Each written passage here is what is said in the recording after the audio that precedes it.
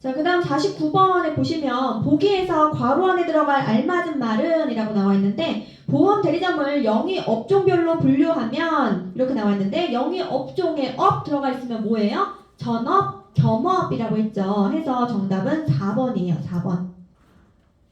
51번. 손해보험 대리점 등록 제한 사유에 해당하지 않는 자는 몇 번이에요? 수입차 판매업자죠. 수입차 판매업자, 중고차 판매업자는 대리점 등록 제한 사유에 해당하지 않는 자였죠. 그래서 정답은 3번이에요. 자, 뒤로 넘겨서 14페이지. 14페이지에 52번 하고요. 52번, 53번, 55번 이렇게 세 문제 풀어보실게요. 52, 53, 55.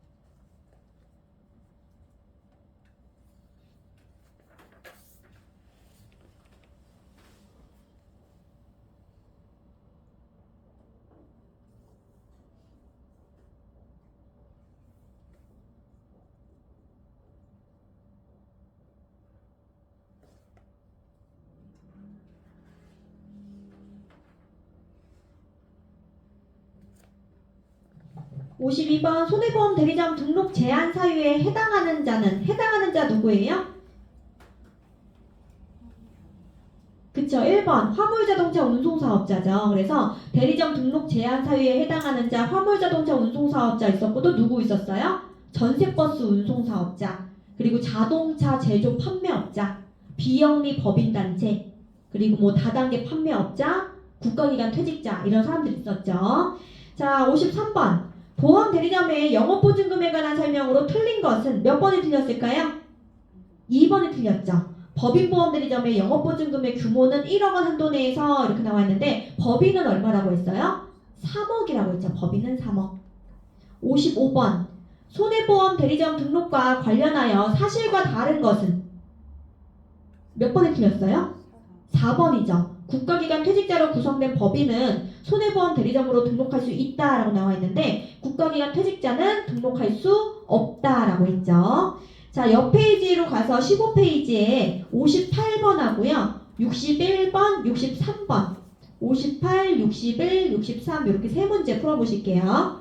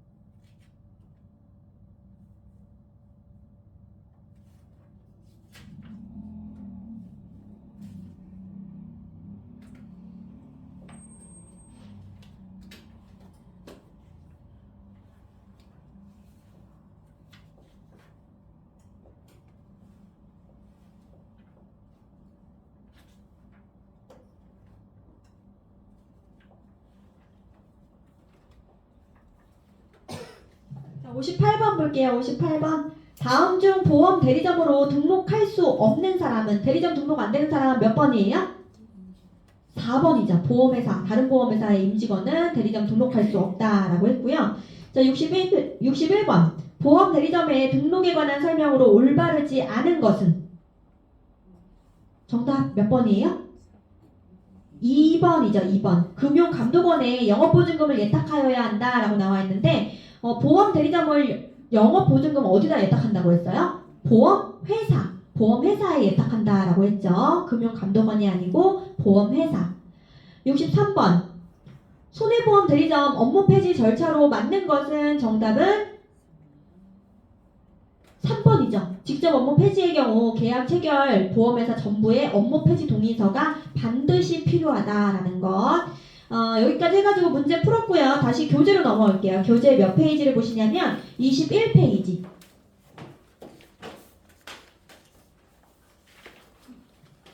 21페이지에 보시면 보험 모집 프로세스라고 나와 있어요. 보험 모집 프로세스. 이거는 보험을 모집하는 순서를 체계적으로 정리를 해놓은 걸 얘기를 해요. 그래서 우리 설계사라고 하는 사람은 어떤 일을 하는 사람일까요? 설계사, 보험 설계사. 보험 설계사는 보험을 설계하는 사람이죠. 그리고 또 판매까지 해야 돼요. 판매까지. 그러면 판매하려면 누가 필요해요? 고객이 필요하겠죠. 그래서 먼저 가망 고객을 발굴해요.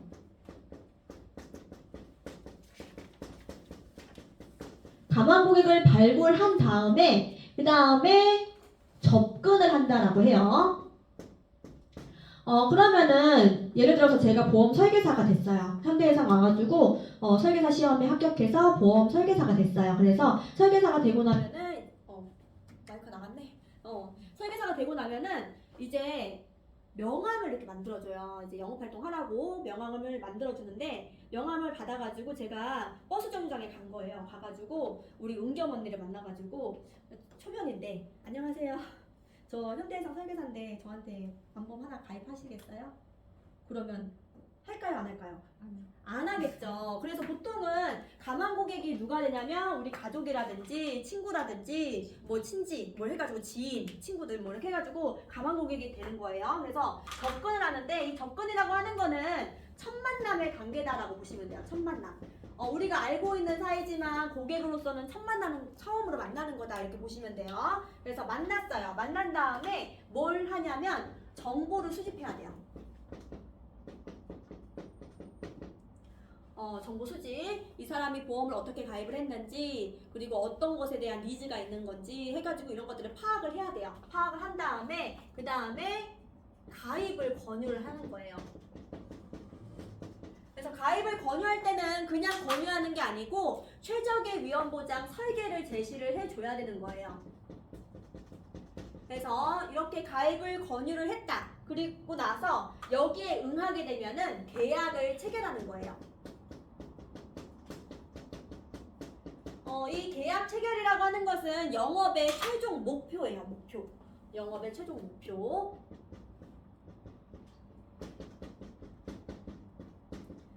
이렇게 계약을 체결하고 나면은 마지막 단계에서 소개를 확보를 한다라는 거.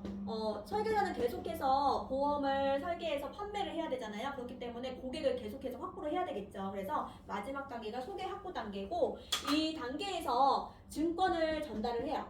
증권을 전달하고 이로써 완전 판매가 실현이 된다.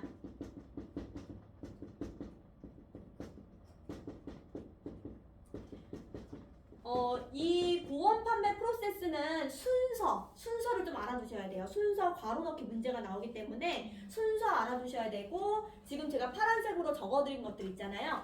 각 단계별로의 키워드들을 매칭하는 문제가 나와요. 그래서 순서와 키워드들 매칭하는 거 기억을 좀 해두셔야 되고 그리고 이 순서라는 것이 반드시 독립적으로 순차적으로 진행되어야 한다라고 나오면 걔는 틀리는 내용이에요. 내가 고객으로 생각하지도 않았던 사람이 갑자기 정보를 주는 경우도 있어요. 그렇기 때문에 이게 반드시 순차적으로 진행되어야 한다라고 나오면 걔는 틀리는 내용에 해당한다라고 보시면 되세요. 그래서 우리 교육교재를 볼 건데 잠시만요.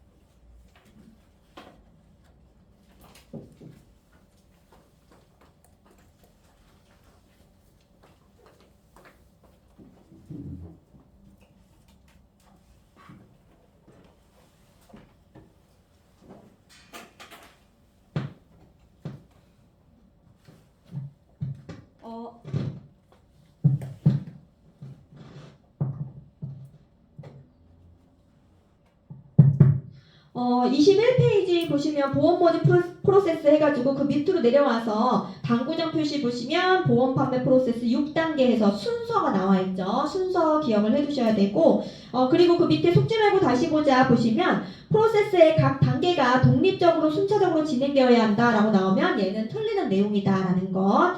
해서 1번 가망고객 발굴이라고 나와 있는데 이 가망고객 발굴에서는 나번 보실게요. 나번에 보시면 가망고객 발굴 기법에서 1번에 보시면 연고 이렇게 나와 있죠. 연고는 가망고객 발굴 기법 중 가장 기본적인 방법이고요. 밑으로 내려와서 색깔 칠해져 있는 부분 연고의 장점이라고 나와 있죠. 장점 해가지고 색깔 칠해져 있는 부분들 한 번씩 보시면 어려운 내용은 없어요. 어려운 내용이 없고 그 옆에 말풍선만 같이 볼게요. 증권과 약관 전달을 생략할 수 있다라고 나오면 얘는 틀리는 내용이에요. 아무리 아는 사람이다, 가까운 사이다 하더라도 줄 것은 다 줘야 된다는 얘기예요. 자, 뒤로 넘겨서 22페이지. 2번에 보시면 소개를 받는 방법도 있다라는 거. 여기 밑으로 쭉 내려올게요. 밑으로 쭉 내려오셔가지고 속지 말고 다시 보자 보실게요. 속지 말고 다시 보자 첫 번째 보시면 소개의 경우 보험 가입 후 절대로 계약을 해지하지 않는다? 아니에요. 해지할 수도 있겠죠. 사정이 어려워지거나 한다면. 그리고 두 번째 아까 했고요. 세 번째 소개의 경우 유력한 가망고객 발굴은 용이하나 실패할 확률이 많다라고 나와 있는데 소개를 받을 경우에는 실패할 확률이 많은 게 아니고 성공할 확률이 높겠죠. 그래서 얘는 틀리는 내용이다 라고 보시면 되고요. 자, 그 다음 2번에 보시면 접근이라고 나와 있는데 접근 1번에 보시면 가망고객 발굴 후 고객과의 첫 만남의 단계다. 첫 만남 체크하실게요. 그래서 첫 만남의 단계는 접근이고요. 때로는 그 옆에 있는 내용이 나오기도 해요. 상품 판매 시 보다 유리한 환경과 여건을 조성하는 과정도 밑줄 쭉 치실게요. 이렇게 나오고 이게 뭐에 대한 내용이냐고 물어봐요. 그러면 얘는 접근에 대한 내용이다 라고 보시면 돼요. 자, 옆으로 가서 23페이지 3번에 보시면 정보 수집이라고 나와 있는데 정보 수집은 말 그대로 정보를 수집하는 단계다라고 보시면 되고요. 거기에서는 그 밑으로 내려와서 빨간색 붉은 글씨로 5대 필요자금이라고 나와 있는 부분 체크하실게요. 5대 필요자금에서 그 위에 말풍선 보시면 장래비 X 이렇게 적혀져 있죠. 문제에서 물어봐요. 다음 중 5대 필요자금에 해당하지 않는 것은 이렇게 물어봐요. 그러면 정답은 장래비가 돼요. 장래비. 자, 그 다음 뒤로 넘길게요. 뒤로 넘겨서 24페이지. 24페이지 4번에 보시면 가입 권유 이렇게 나와 있죠. 가입 권유 1번에 보시면 고객의 니즈 및 재무 정보를 토대로 최적의 위험 보장 설계를 제시한다. 설계를 제시 밑줄 칠게요. 설계를 제시하는 단계는 가입 권유 단계다. 그리고 5번 계약 체결. 계약 체결은 1번에 보시면 보험 영업의 최종 목표이다 라는 거 밑줄 치실게요. 영업의 최종 목표. 옆 페이지로 가서 25페이지 6번의 소개 확보 보실게요. 소개 확보 단계에서는 3번 증권을 전달한다. 증권을 전달하고 그리고 첫 번째 점 보시면 정확한 보험 가입에 대한 최종 확인 및 밑줄 칠게요. 완전 판매의 실현 단계다.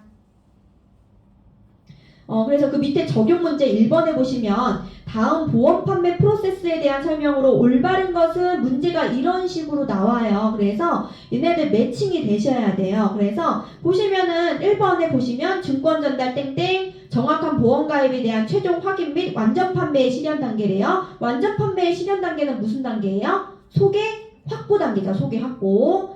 그리고 2번 정보 수집 땡땡 고객과의 첫 만남 단계래요. 첫 만남 단계는 무슨 단계예요? 접근이죠. 접근. 그리고 3번 가입 권유 땡땡 보험 영업의 최종 목표이자 이렇게 나와 있는데 보험 영업의 최종 목표는 뭐예요? 계약 체결이죠. 그래서 이렇게 매칭을 시키는 문제가 나오기 때문에 아셔야 되고요. 정답은 1번이죠.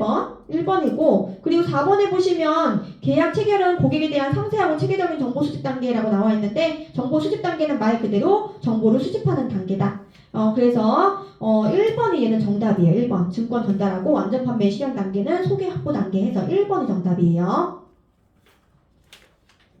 자, 그 다음에 밑으로 내려와서 보험 모집인의 윤리규범이라고 나와 있는데 거기서는 2번에 보험 설계 전문가로서의 직업 윤리에서 그 밑에 말풍선 보시면 고객 정보를 동료와 공유하여 친절한 서비스를 제공한다 이런 내용이 나오면 얘는 틀리는 내용이에요. 고객의 정보를 동료와 공유해서는 안 돼요. 안 된다. 그렇기 때문에 요거는 틀리는 내용이다 라고 보시면 되고요. 뒤로 넘겨서 26페이지 26페이지 적용 문제 밑에 보시면 속지 말고 다시 보자 라고 나와 있는데 이거는 완전 판매보다는 계약 실적 향상을 최고의 목표로 삼는다라고 나와 있어요. 아니에요. 완전 판매를 해야 돼요. 증권을 전달한다라든지 약관 전달 이런 것들 다 해야 된다. 그래서 완전 판매가 우선시 돼야 되는 거지 계약 실적 향상이 최고의 목표는 아니다라고 보시면 돼요. 자, 그 다음 27페이지로 넘어갈게요. 이제 우수인증 설계사 제도까지만 하고 오늘 수업 마무리할 건데 이 우수인증 설계사라고 하는 거는 혹시 이런 거 보신 적 있으신지 모르겠어요. 이렇게 해가지고 이거 제가 그림을 잘 못 그려가지고 그러는데 이거 트로피 모양이에요. 그래서 우수인증 설계사 해가지고 여기 막 이렇게 영어로 써져 있는 거. 이거 혹시 보신 적 있으실까요? 있으신 분도 계시고 없으신 분도 계시는데 요거는 인증 마크를 사용할 수 있는 권한을 부여하는 거예요. 그래서 이 인증을 받게 되면은 인증의 효력은 딱 1년이에요. 인증의 효력은 딱 1년이고요. 이 인증은 어디서 부여하냐면 손해보험협회, 생명보험협회 해서 보험협회에서 인증을 부여한다라는 것. 해서 거기 제목 옆에 보시면 인증의 유효기간은 1년이다라고 말풍선에 나와 있죠. 그리고 인증 로고라든지 사용 권한을 부여를 하는 거예요. 자, 뒤로 넘겨서 28페이지. 28페이지 1번에 현황이라고 나와 있고요. 얘는 넘어가시고 2번 선발 기준 볼게요. 선발 기준. 색깔 칠해져 있는 부분만 볼게요. 동일 회사에 3년 이상 근속을 해야 돼요. 3년 이상. 그리고 또 그 밑에 색깔 칠해져 있는 부분 초록색 품질 보증 해지건이 단 한 건도 없어야 돼요. 단 한 건도 없어야 되고 민원 해지건과 신청일로부터 3년 이내에 보험업법 및 금융 관련 법령에 의해서 처벌받은 경력이 없어야 한다라는 것. 다시 또 정리가 되어 있어요. 우수인증 설계사 선발 요건에서 첫 번째 칸 적용 대상 신청할 수 있는 사람은 보험 설계사 밑줄 치시고요. 개인 전속 대리점, 전속 개인 대리점. 그리고 두 번째 칸 근속기간은 동일 회사에 3년 이상 근속을 해야 되고 그리고 세 번째 보험 계약 유지율이라든지 소득이나 실적도 고려 사항에 해당해요. 그리고 마지막 기타 사항 보시면 불안전 판매 및 모집질서 위반 경력이 없어야 된다. 제로, 빵건이어야 돼요. 빵건. 자, 그 밑에 심화학습 보시면 우수인증 효력 상실 사유라고 나와 있는데 그 밑에 내용 초록색으로 다 칠해져 있죠. 보시면 뭐 등록이 말소됐다라든지 뭐 계약이 해지됐다 아니면 더 이상 모집에 동사하지 않았다. 그러면 당연히 인증의 효력이 상실될 수밖에 없겠죠. 그런 내용들 한 번씩 보시면 되시고 시험에는 그 밑에 빨간색 붉은 글씨 있죠. 인증 도용. 인증을 도용하게 되면은 그 밑에 줄 인증 신청을 2년간 금지한다라는 거 내용 하나 체크해 두실게요.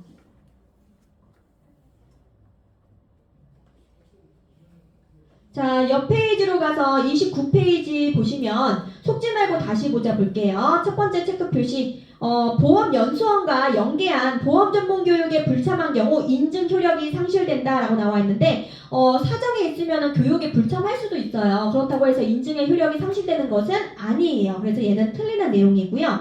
그리고 인증을 도용하게 되면 인증 신청을 몇 년간 금지한다고 했어요? 2년간 금지한다라고 했죠. 2년. 그리고 세 번째 우수인증 설계사에게는 정기적인 수당을 지급한다라고 나와 있는데 얘는 수당 지급은 없어요. 수당 지급 없고요. 로고 사용 권한만 부여를 하는 거예요. 그래서 수당이 없다라는 거. 그리고 하나 적으실게요. 뭐라고 적으시냐면 보수교육 등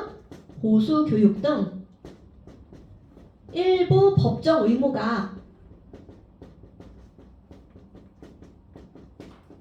면제된다.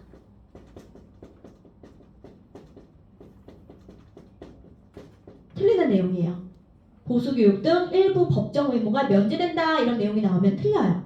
그 설계사 보수교육 2년마다 받게 되어 있어요. 이거는 우수인증 설계사든 아니든 설계사라면 2년마다 다 받아야 되는 거예요. 그렇기 때문에 보수교육 등 일부 법정 의무가 면제된다라고 나오면 걔는 틀리는 내용이다라는 거. 그래서 오늘 우수인증 설계사까지 해가지고 끝났고요. 아이고 힘드셨죠? 오랜만에 공부하시느라고 힘드셨을 텐데 고생 너무 많으셨고 조심히 들어가시고 숙제 공지 올라갈 거니까 참고해서 공부를 해가지고 오시면 되실 것 같고요. 내일 9시 30분에 뵙도록 할게요. 혹시 늦으시거나 못 오시거나 하시면 저한테 미리 연락 주세요. 고생 많으셨습니다. 조심히 들어가세요.